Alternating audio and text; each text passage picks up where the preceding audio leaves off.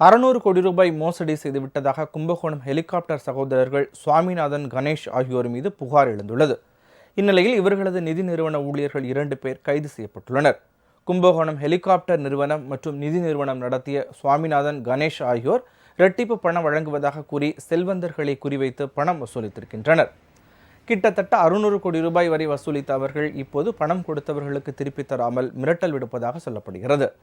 அவர்களிடம் பணம் கட்டி ஏமாந்த பலர் காவல் நிலையத்தில் புகார் அளித்துள்ளனர். தலைமறைவாக உள்ள சுவாமிநாதன், கணேஷ் ஆகியோரை போலீசார் தேடி வருகின்றனர். இந்நிலையில் இவர்கள் நிதி நிறுவனத்தில் கணக்காளராக பணியாற்றிய ஸ்ரீதரன், மீரா ஆகியோர் கைது செய்யப்பட்டுள்ளனர்.